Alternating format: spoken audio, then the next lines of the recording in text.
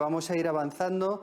Entramos ahora en el segundo bloque, en las segundas dos mesas simultáneas, que, como decía al principio, versarán sobre la inversión en activos líquidos por parte de gestoras de activos líquidos y, por otro lado, la inversión en empresas no cotizadas. Y queríamos darle especial voz a las pymes. Las pymes que en España representan el 90% del Producto Interior Bruto y que, como decía antes, en muchas ocasiones yo creo que han sido las grandes olvidadas del mundo de la sostenibilidad, pues porque no siempre han contado con todos los recursos necesarios, igual para montar un equipo específico de impacto interno o incluso para contratar servicios de terceros, ¿no? Por eso bueno, pensamos que también hay que tenerlas en cuenta y que es muy importante. Para moderar estas dos mesas, estoy encantado de invitar a nuestros moderadores. Para la mesa sobre activos líquidos tenemos a Elisa Ricón. Adelante, Elisa, directora general de Inverco. Y tenemos para la segunda mesa, la mesa sobre pymes, a Ángel Pérez Ajenjo, fundador y managing partner de Transcendent. Si os parece, vamos a recordar los resultados de la pregunta que lanzamos antes, que sin duda eran de gran interés en cuanto a cuál es el grado de avance de la Agenda 2030 en España y por qué está avanzando o por qué no está avanzando. Así que, bueno, cuando queráis, por favor, proyectáis las respuestas en pantalla. A ver si aparecen. Aquí están. Bueno, veíamos que el principal motivo de la primera del retraso de la Agenda 2030 era la falta de estandarización, que, bueno, va muy en línea con lo que estábamos comentando. La opacidad de la información, bueno, esa no era la... En segundo lugar, la no exigencia de rendición de cuentas, ¿no? El accountability, que llaman los ingleses, y del cual pues igual en el mundo, digamos, latino no estamos tan acostumbrados. El cortoplacismo, en fin. Así que, bueno, los moderadores tomáis buena nota, por favor. Y la segunda pregunta, a ver si la recuperamos. Eso es. Ya preguntando por las organizaciones, ¿usa tu organización el marco de los ODS? ¿Para qué? ¿Por qué motivo? Bueno, pues principalmente mostrar alineamiento con la Agenda 2030, que es bastante obvio, y el segundo, que creo que es más, bueno, que tiene mucho contenido, que es la toma de decisiones estratégicas que precisamente empujen esa Agenda 2030, ¿no? En fin, comunicarlo a los stakeholders, todo lo anterior, etcétera. Así que, bueno, sin más dilación, os explico. Aquellos que queráis asistir a la mesa sobre activos líquidos, os quedáis donde estáis, que es esta sala, la sala 1, y aquellos que queráis asistir a la mesa sobre pymes, clicáis en la pantalla de vuestro ordenador donde pone sala 2 y allá que va Ángel a la otra sala. O sea que, Ángel, muchísimas gracias hasta ahora. Elisa, muchas gracias. Muy bien, José Luis, pues muchísimas gracias a SpainNav también por la organización de este evento. Y tengo que decir también, pues para los que lo estáis viendo desde vuestras oficinas o desde vuestras casas, muchísimas gracias al equipo que hay aquí montado, porque muchas veces, pues desde una parte vemos algo muy sencillo y hay muchísima gente aquí detrás que se está dejando los nervios en que todo salga tan bien como estaba saliendo. Con lo cual, esperamos que siga así.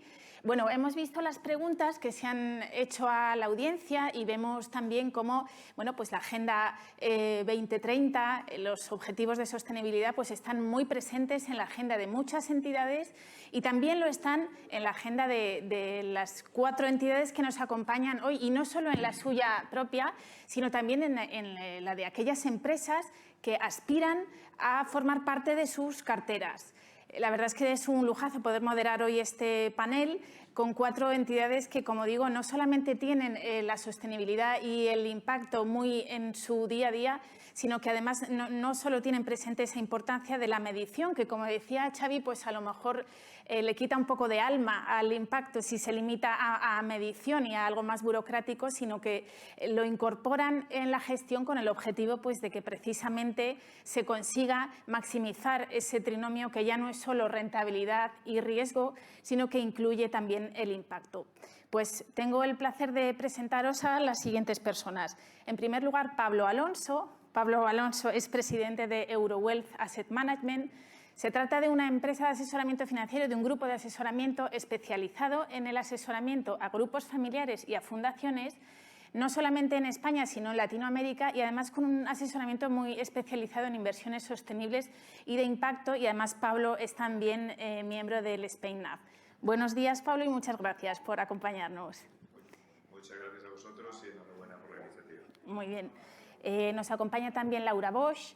Laura Bosch es Engagement Specialist de Robeco. Robeco, como sabemos, es una gestora holandesa, tiene más de 100 años de historia y tiene un compromiso con la sostenibilidad y el impacto. Tanto es así que tienen el 95% de sus fondos, son fondos de artículo 8 o de artículo 9, y además tienen una firma específica, Robeco SAM, que es bien conocida pues, por lo que se refiere a análisis y a impacto.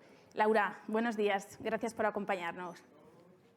Buenos días, muchas gracias por la invitación. Muy bien. Sigue con nosotros Carlos Capella. Carlos Capella es director general para España y para Portugal de Federated Hermes.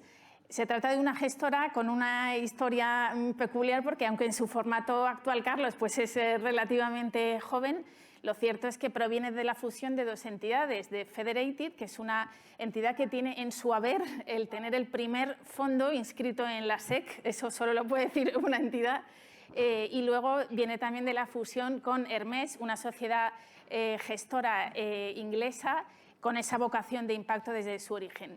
Buenos días, Carlos. Muy buenos días, Elisa, y muchas gracias. Un placer estar aquí. Gracias a ti.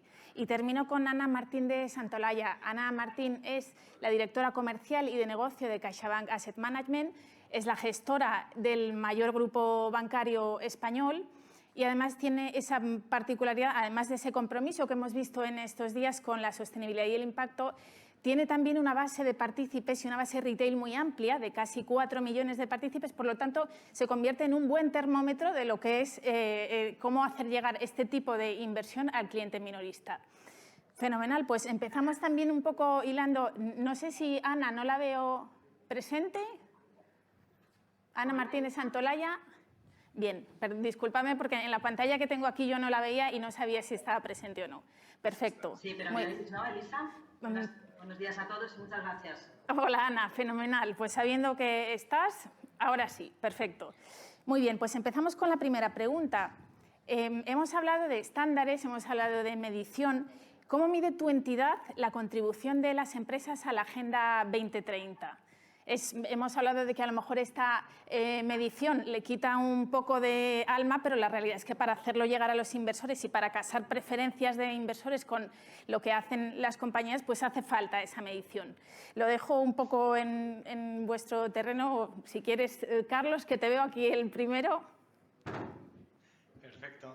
Bueno, lo primero de todo, me gustaría agradecer a SpainNav la oportunidad de participar en este magnífico panel sobre un tema tan relevante como es el impacto en activos cotizados, ¿no?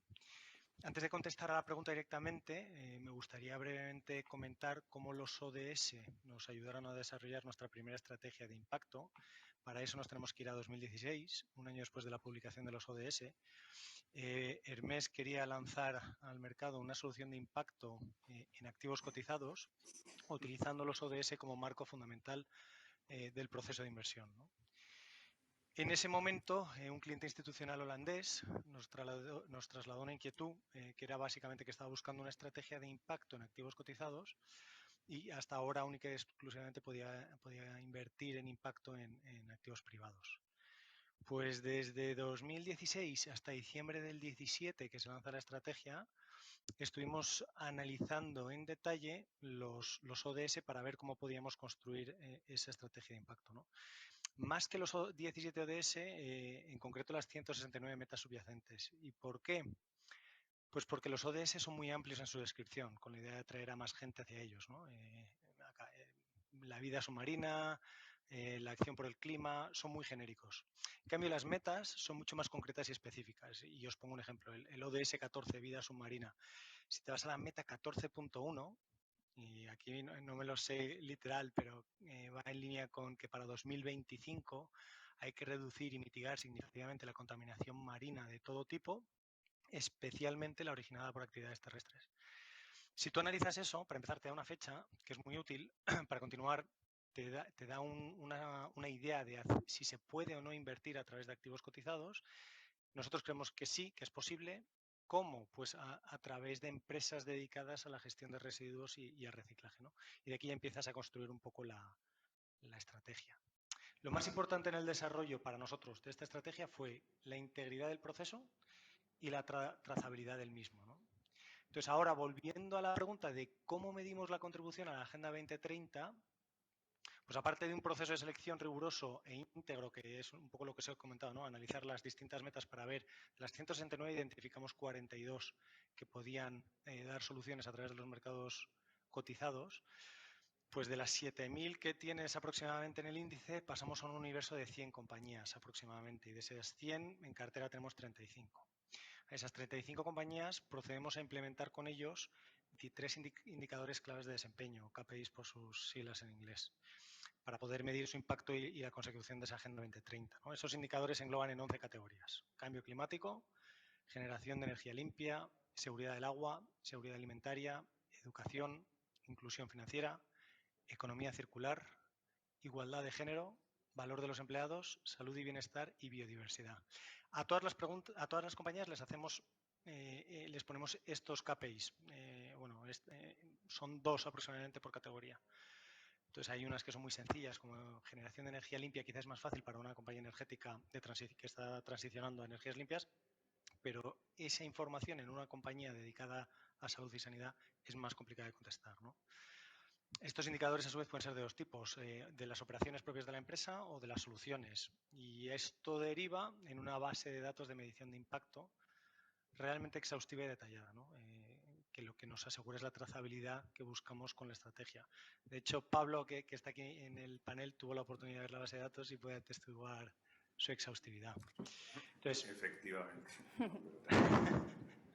Realmente, para medir la contribución de las empresas a la Agenda 2030, desde nuestro punto de vista es necesario implicarse con las compañías en materia relativa a los ODS y a la Agenda 2030 y conseguir los datos necesarios para medir el impacto y la consecución de los ODS, ¿no? Muchas veces las empresas en las que invertimos no son conscientes de los datos que tienen que dar, no facilitan, al final la estandarización va a ayudar y hay que ir hacia ella, ¿no? Pero bueno, ese es un poco cómo englobamos y cómo llevamos a cabo esa medición para la consecución de la Agenda 2030.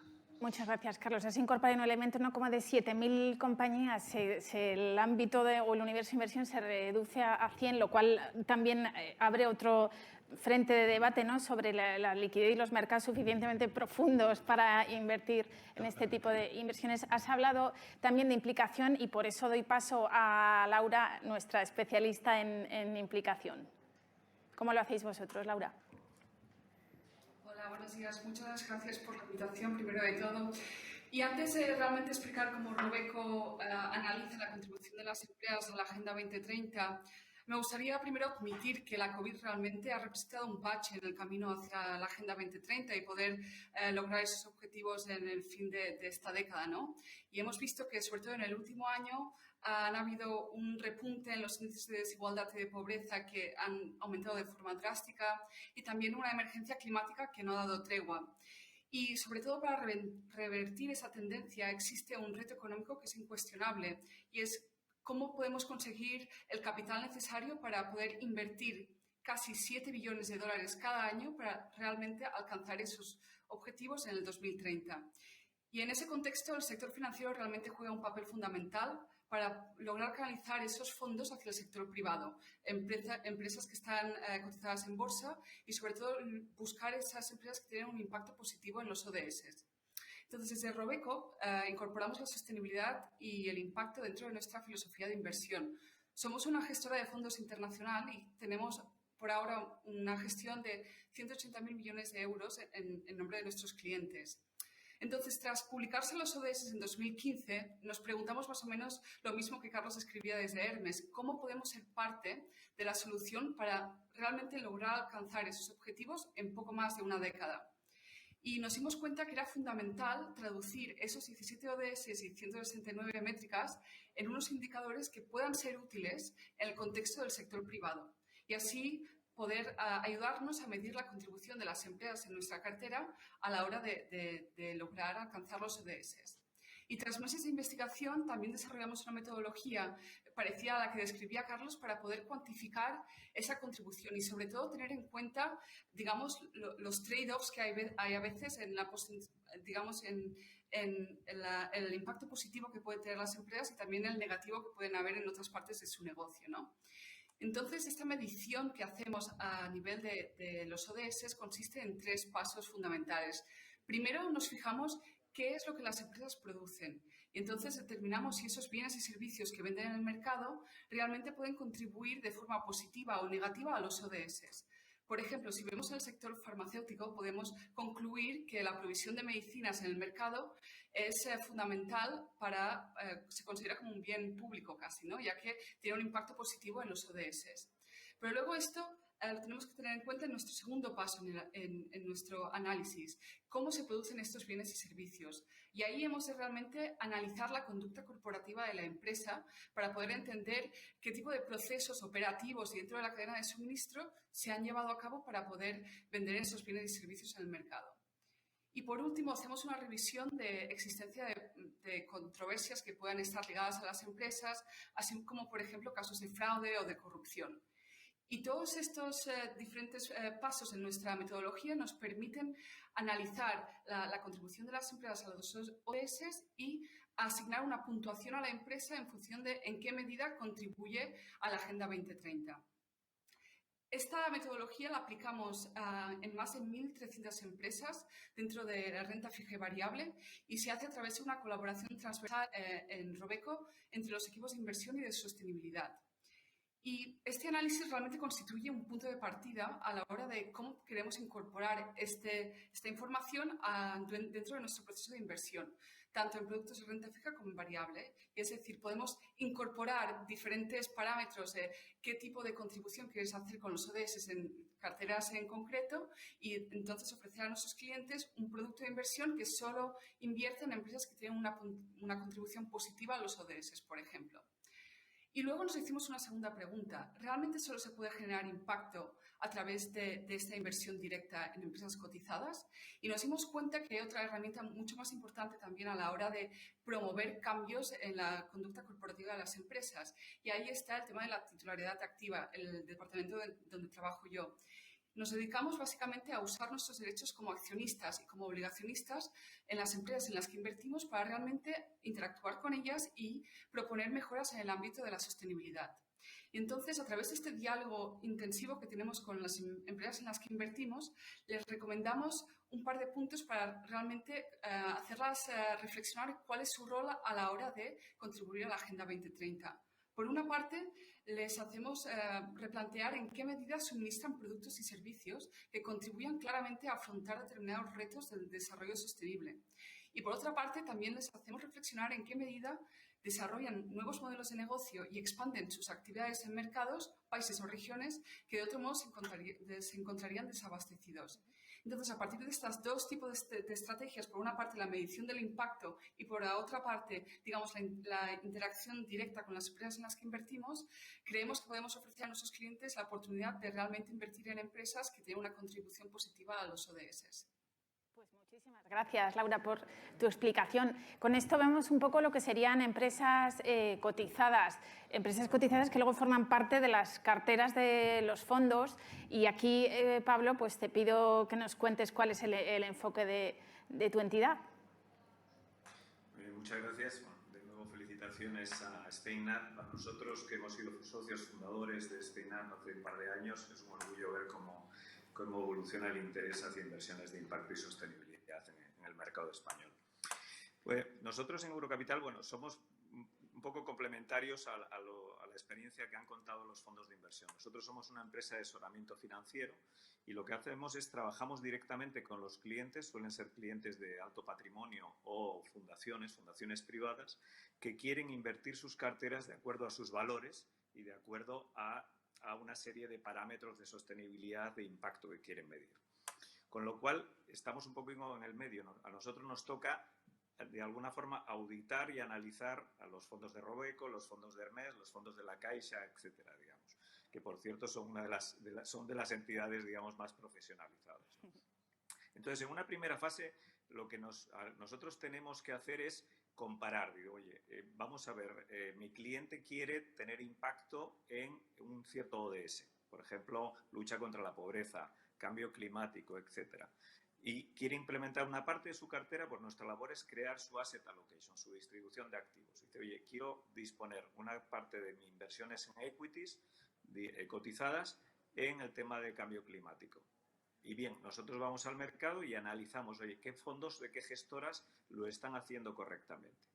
¿Y en qué nos fijamos para elegirlos? Tenemos un procedimiento interno, obviamente, tenemos un checklist, pero obviamente ya varios de ellos lo han comentado. Obviamente que la gestora tiene que tener un procedimiento interno, tiene que vivir realmente su proceso de inversión, tiene que tener en cuenta los procedimientos ESG, que es un poco el inicio, digamos, hasta luego todo el análisis de ese impacto, de esa materialidad del impacto, ¿no?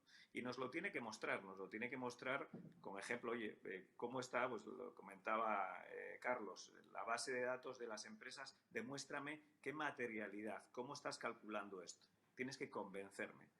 Por otro lado, otra cosa muy importante también, como decía Laura, es el engagement. Yo creo que la labor importante de las compañías, de los fondos en compañías cotizadas, de poder influir en el management y dirigirlos hacia esa materialidad y luego evaluarlo, ¿no? Con todos esos datos, nosotros lo que hacemos es un informe interno que contrastamos también luego con proveedores de servicios de análisis independientes, sea MSCI, Clarity, Morningstar, etcétera. Que realmente es un reto porque cada una, y uno de los problemas que se han hablado en otras ponencias, es que no hay un estándar de reporting de este tipo de cosas, ¿no? Pero bueno, dentro de todos esos análisis hacemos nuestros números y elegimos el fondo que a cada cliente y a cada interés le creemos que le interesa mejor. Obviamente ese fondo lo vamos a ir monitoreando. Trimestralmente los fondos generan sus reportes de impactos y nosotros lo vamos comprobando. Una cosa muy importante también a la hora de fijarnos en los fondos es que haya una verificación, porque el fondo Robeco, el fondo Hermès puede decir que genera este impacto, pero es importante que en su proceso tenga una verificación independiente, que alguien externo verifique que está haciendo ese impacto, digamos, ¿no? Con lo cual lo que logramos es adaptar nuestras carteras a los ODS, y volviendo un poco a la pregunta inicial, a los ODS que nuestros clientes quieren, digamos, ¿no? Y hoy en día la buena noticia es que se puede armar una cartera de inversión desde las inversiones en deuda, en bonos o en renta fija, hasta cotizadas, por supuesto, y hasta private equity, teniendo carteras totalmente sostenibles, digamos. Sobre eso os preguntaré luego, Pablo. Nos queda entonces, Ana, hemos visto cotizadas, hemos visto fondos de inversión y nos queda renta fija también. ¿Cómo lo hacéis vosotros, Ana? Sí, gracias, Elisa. Yo creo que primero, y antes de entrar en la parte más práctica, yo que me gustaría reconocer el papel fundamental de esta agenda, ¿no? De esta Agenda 2030, yo creo que es imposible alcanzar cualquier objetivo si no tenemos todos un calendario firme para ello, ¿no? Y yo creo que en entidades como CaixaBank, desde luego, transmitir que esta agenda claramente está representada en nuestra estrategia para los próximos años. Para completar un poco lo que han comentado mis compañeros, yo voy a aportar más la experiencia práctica desde el punto de vista de una entidad como es el Grupo CaixaBank, en lo que para medir esta contribución a la Agenda 2030 podría tener dos ópticas. Una es la óptica banco, la óptica emisor, CaixaBank como emisor en este compromiso, y la otra como CaixaBank Asset Management, que es al final la gestora y canalizadora de los ahorros de nuestros partícipes. Empezando por esta primera, es decir, CaixaBank en su perspectiva de emisor, es importante resaltar que a día de hoy es el banco europeo con mayor volúmenes de emisiones en bonos sostenibles o bonos, digamos, ligados a estos objetivos de desarrollo sostenible. En concreto, hay 7 bonos sostenibles emitidos a día de hoy, 4 verdes y 5 que son bonos sociales. Por entrar un poco en el aspecto más práctico, específicamente en los bonos verdes, que se inició la primera emisión en el 2020, estos bonos se dirigieron claramente a promover ODS, el número 7, que como sabéis es energía asequible y no contaminante, y al ODS número 9, que es industria, innovación e infraestructura. Y posteriormente, pues hemos repetido, dado el éxito y el gran compromiso, febrero, marzo y mayo también hemos continuado con esta emisión de bonos verdes. Y en el caso de bonos sociales, el primero fue emitido en el 2019, fue la primera entidad que lanzó un bono considerado social y fue dirigido, en este caso, al ODS 1, que es poner fin a la pobreza, y al ODS número 8, crecimiento económico inclusivo y trabajo decente. Y posteriormente, ya en el 2020, con el inicio de toda la crisis de COVID, también lanzamos otro fondo denominado COVID Social Bond y en tercero, pues otro que ha sido recientemente.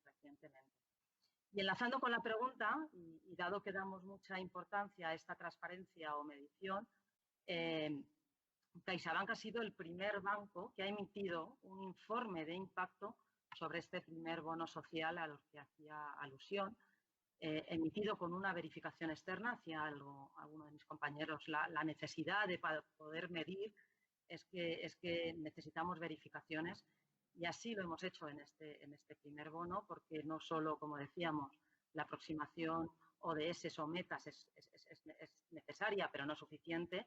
Y en este reporting de impacto concreto, pues detallamos el número de familias que han sido impactadas por estos proyectos, pues más de 147.000 familias, qué autónomos o qué SMEs han sido favorecidas también y qué creación de empleo, en concreto 8.300 nuevos puestos de trabajo.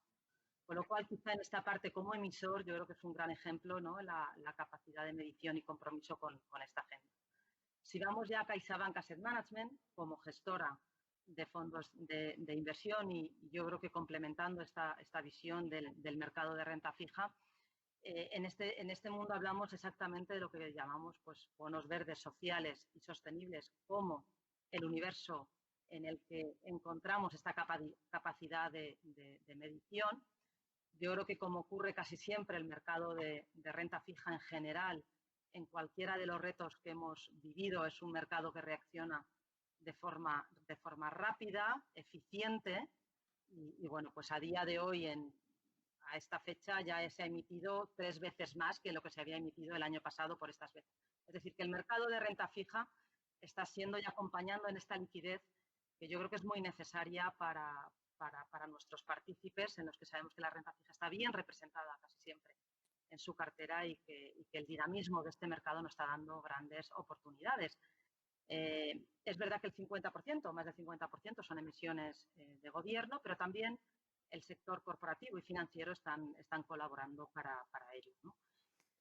A mí me venía a la cabeza un ejemplo muy práctico, que es la última emisión del bono Enel, ¿no?, en concreto, que es un bono denominado vinculado a la sostenibilidad, porque no es exactamente un proyecto lo que tiene detrás, sino tiene unos objetivos ligados a alcanzar determinados objetivos. En este caso, pues era el ODS 7 y 13, pero en caso de no alcanzarlo, Enel acepta el subir el cupón de esta emisión, con lo cual yo creo que de alguna forma refleja que cada vez en este mundo de la renta fija estamos más cerca de exigir y de tener mediciones más concretas. A día de hoy, CaixaBank Asset Management ya tiene, pues, más de 1.000 millones invertidos en esta tipología de bonos. Estamos acompañando claramente en velocidad y cuantía a este mercado. ¿Y qué le exigimos? ¿Qué le exigimos a la hora de invertir? Y un poco hablando de la medición de impacto. Nosotros exigimos unos mínimos, que es que estén emitidos bajo unos estándares, que son lo que llamamos estándares Sigma, unos estándares de la Asociación Internacional de Mercado de Capitales, o estándares desarrollados por la Unión Europea, que también son suficientes para considerarlos como tipología de bonos en los que podemos hacer esta aproximación de medición. Estos bonos claramente detallan en el folleto, pues, determinados aspectos, ¿no? El uso de los fondos obtenidos, a qué áreas elegibles establecidas en IGMA se están dirigiendo, cuáles son sus procesos de evaluación, cuál es su selección de proyectos, cuáles son sus mecanismos de gestión y, sobre todo, hacen unos informes de seguimiento de lo que están realizando en sus inversiones.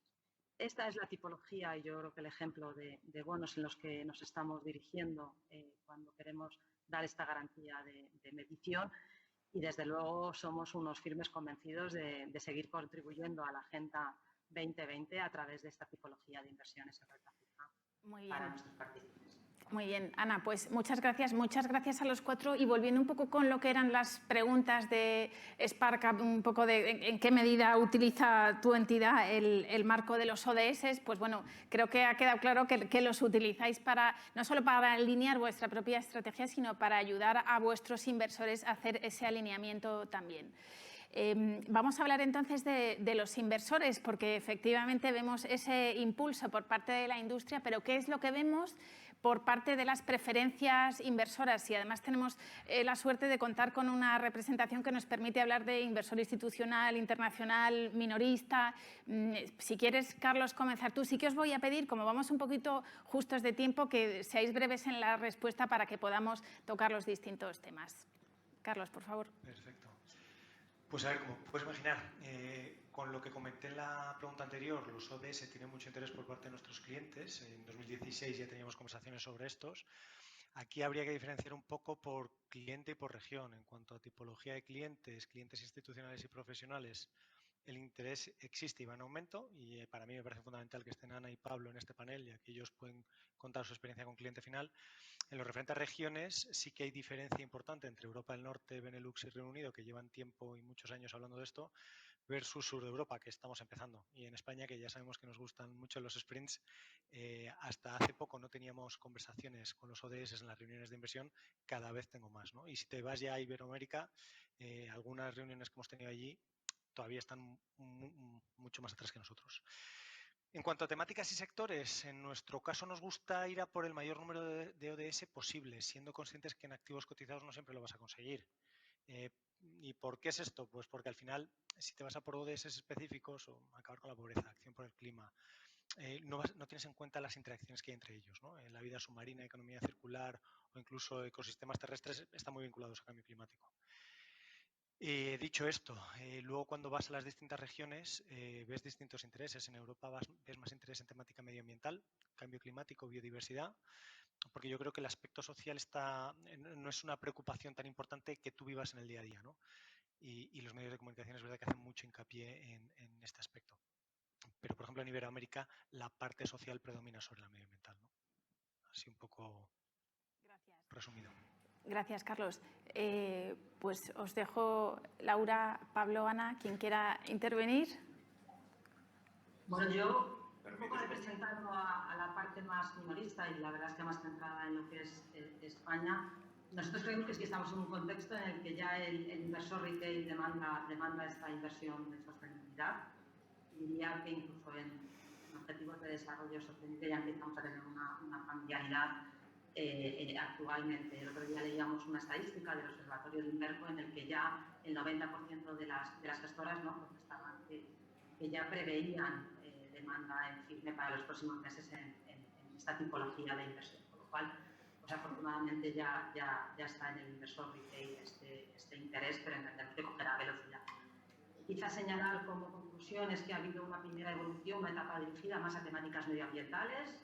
Yo creo que son más cercanas a toda la tipología de los clientes, son más cuantificables, son más cercanas, pero creemos que después del COVID se ha generado o se ha acelerado un reenfoque también hacia la parte o aspectos más sociales. Así que por nuestra parte y desde CaixaBank Asset Management para nuestra nueva gama de impacto, estaríamos haciendo una aproximación conjunta. Queremos hacer una aproximación en aspectos medioambientales, lo que llamamos planeta, y combinándolos también con personas en cuanto a aspectos sociales en esa vocación inversora de los productos. Gracias. Ana, Pablo, por favor. Si me permitís, nosotros tenemos clientes que son familias latinoamericanas y españolas y es cierto que hay una diferencia en las preferencias, ¿no? Básicamente, el cliente español, digamos, yo creo que está más afectado por las noticias de clima, como habías dicho tú, como cosas más generales. Entonces, tenemos interés pues, en temas de eficiencia energética, cambio climático, obviamente. Cada día más el tema de biodiversidad también es un tema muy interesante porque lo pone en contexto y todo está ligado al planeta. Mientras que los clientes latinoamericanos, que viven una realidad un poco diferente, son mucho más sensibles a temas de lucha contra la pobreza, por ejemplo, desigualdad, etc. Entonces, bueno, a cada uno de los clientes y cada una de las familias luego en sí tiene su cierta sensibilidad. Es interesante ver que las familias alineen sus valores con sus inversiones, ¿no? Hay familias que viven, no sé, en el campo, tienen temas agrícolas en Latinoamérica, pues esa sensibilidad hacia agricultura sostenible, lucha con la pobreza, acceso a microfinanzas, etcétera, es muy relevante, ¿no? Pero lo que sí, desde nuestro punto de vista, estamos viendo un interés muy creciente en el inversor. Quizás nosotros somos inversores un poquito más grandes, son family office, pero desde luego y especialmente impulsado por las nuevas generaciones, ¿no? O sea que mucho optimismo, y yo creo que hay hoy en día hay una gran oferta de fondos para adaptar a lo que quiere cada cliente, digamos, y poder adaptarse. Pero creciente interés. Muchas gracias, Pablo. Laura, quedarse el último siempre dificulta la respuesta, pero seguro que no es tu caso. Gracias. No, por parte de Robeco hemos visto el mismo tipo de tendencia. Hemos visto que nuestros clientes realmente nos están pidiendo un nivel de detalle a la hora del impacto que tienen los productos que ofrecemos en el mercado, y esta es una tendencia que hemos visto pues, en diferentes regiones donde operamos. Por ejemplo, aquí en España, el último año, gran parte de nuestros activos han venido de nuestros fondos temáticos con un gran enfoque en el impacto sostenible, y en general seguimos trabajando para innovar en los productos y en las carteras que ofrecemos a nuestros clientes para ayudarles a redirigir el capital hacia soluciones tangibles. A nivel de temáticas que han sido importantes, más o menos lo que comentaban mis compañeros, los otros panelistas, el tema medioambiental ha sido, digamos, la prioridad número uno para la mayoría de clientes, sobre todo nórdicos, ya que tenemos la sede en Holanda. Cambio climático, pues temas relacionados con la decarbonización de sectores altamente contaminantes, la gestión sostenible de recursos básicos como el agua y sobre todo la pérdida de biodiversidad, y en qué manera las gestoras de activos líquidos realmente pueden contribuir a revertir la pérdida del capital natural en la próxima década, ¿no? Y lo que vemos por parte de Asia, quizás, que es una región que no se ha comentado demasiado en esta discusión, es un enfoque más bien en temas de buen gobierno corporativo a nivel de los consejos de administración, la remuneración de los ejecutivos y cómo poder lograr pues, una rendición de cuentas a nivel corporativo, en qué manera estas empresas pues, pueden promover, digamos, también la Agenda 2030, sobre todo si miramos a los ODS más hacia el final, que se enfocan en cómo poder generar pues, partnerships un poco más inclusivos, ¿no? a nivel global. Gracias, Laura. Pues estamos terminando y os voy a hacer que hagáis un súper ejercicio de síntesis para decirme cuál veis vosotros que es el principal reto que supone la incorporación del impacto en la gestión de activos. Os dejo un minutito escaso para cada uno. ¿Queréis que empiece? Gracias, Carlos. Pues para nosotros una parte importante es la integridad de la estrategia, ¿no? Que realmente hagas y midas correctamente el impacto y que no se trate de impact washing. Y os pongo un ejemplo. DK Bank en Alemania ha sido demandada por proporcionar información errónea a inversores retail en materia de impacto social y medioambiental en uno de sus fondos de renta variable, y esto es de febrero de este año. Y luego otro importante para nosotros es que la inversión de impacto cale. Gente como Ana y Pablo tienen una labor formativa fundamental con sus clientes, apoyándose en entidades como Federitet y Robeco. Y tenemos que convencer al inversor, porque si no, no va a servir de nada que nosotros nos volquemos en vincular estrategias a los ODS y a la Agenda 2030 si luego por el lado de la demanda no vamos a ningún lado, ¿no? Yo, si me permite, siguiendo esa línea, yo insisto en la educación, digamos, esa labor que tienen que tener los banqueros privados, sobre todo, que son los que tienen más contacto con el cliente, o asesores independientes. En España ya está empezando a haber asesores financieros parecidos a Eurocapital que ya están especializados en estos temas, pero el gran mercado es el cliente, y hay instituciones como la Caixa que tienen acceso a millones de clientes. La labor de educación, hacer seminarios, obviamente las actividades que está haciendo SpainNav o SpainSIP, digamos, pero hay que estar cerca del cliente. El banquero que tiene confianza con el cliente es el que tiene que decirle, oye, ayuda a solucionar los problemas del planeta y no renuncies a la rentabilidad, que eso es lo bonito de todo este modelo. Estamos apostando y ayudando al modelo y a salvar al planeta. Por mi parte, quizás, yo pediría dos, o tenemos dos retos, ¿no? Uno es el que estáis hablando, esa labor de sensibilización, de acompañamiento y de educación con el cliente retail, pero añadiría que no podemos defraudar, que tenemos que ser capaces de mostrar, explicar claridad y precisión en lo que estamos haciendo, y yo creo que el otro gran reto es de cara a las compañías en las que invertimos, le pedimos transparencia, estandarización en ese reporting, que nos ayuden a esta medición de impacto y a esta gestión de impacto en la que nosotros estamos apostando. Y por mi parte, añadir quizás un concepto que es más innovador en esta discusión, y es no solo mirar el rol de las empresas a la hora de realmente contribuir a la Agenda 2030, sino considerar la importancia del ecosistema donde las empresas operan. Y ahí, por ejemplo, reconocer el rol de los gobiernos a la hora de promover políticas públicas que promuevan mejoras ASG y usar nuestro rol como inversores de deuda soberana como una herramienta para poder interactuar también con los gobiernos y promover una mejora a la hora de implementar políticas públicas que puedan pues, ayudar a las empresas a que adopten un tipo de prácticas empresariales más en línea con los objetivos ODS. Muchas gracias, Laura, y muchas gracias a los cuatro por vuestra participación. Yo, si me permitís, coincido en esa fundamental labor de implicación y de asesoramiento y educación al inversor, en el que creo que además todo el sector de gestión de activos está volcado. Y también pues, me gusta, ¿no?, poder compartir ese dato que señalaba Ana, y es que efectivamente lo que vemos es que el desarrollo de la demanda de productos sostenibles y de impacto no es una expectativa, sino que es una realidad que ya están viviendo las gestoras, y por lo tanto pues que cierra, como decía al principio de la intervención, ese trinomio rentabilidad, riesgo, impacto. Muchísimas gracias a todos. Gracias a vosotros. Gracias. Gracias, Elisa.